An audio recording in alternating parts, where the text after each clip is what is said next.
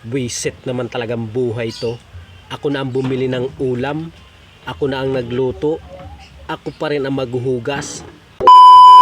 At dahil malakas nga yung hangover ko, magluluto ako ngayon ng nilaga na walang sabaw para makahigop tayo ng nilaga.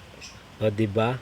Nilinisan ko na nga pala dyan yung binili kong karne, nilagyan ko pa yan ng sabon para napakalinis talaga, para hindi tayo mabash ng mga basher.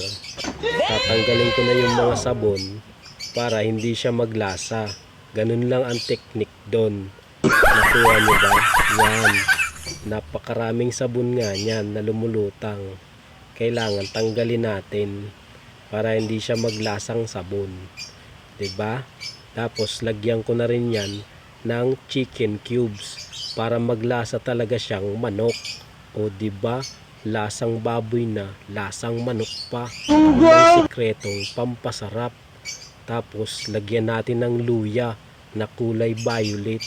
Nagsaing na rin pala ako kasi alas 12 na. Sa karaha ako nagsaing para mas mabilis maluto.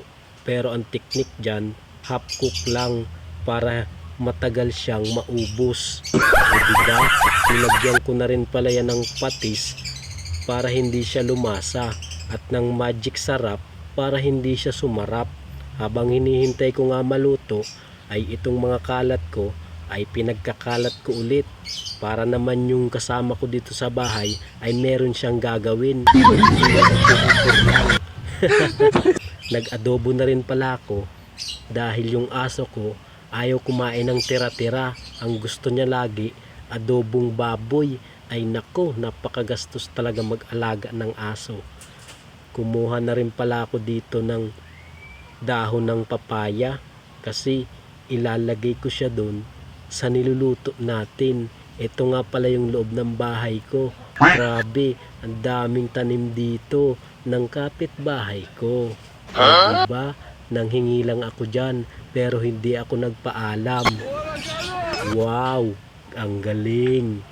Nilagay ko na rin pala yung papaya dito kasi hinog na siya, kulay dilaw na. At nilagyan ko na rin ng kamatis, kulay puti.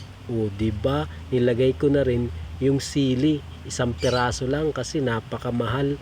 Tapos nilagay ko na rin yung dahon ng papaya. At lagay ko na rin yung dahon para malakas ang tama. Diba? Paghigop mo ng sabaw, wow, solid, lakas ng tama. Buisit naman talagang buhay to. Ako na ang bumili ng ulam, ako na ang nagluto, ako pa rin ang maghuhugas. Ay pistihanan talaga ang buhay to. Yawa. Oo nga pala, kalimutan ko. Ako lang pala mag-isa dito sa bahay. Wala namang ibang gagawa nito. Sige na, babay na muna. Tamakao na ako. Bahala ka mo dyan.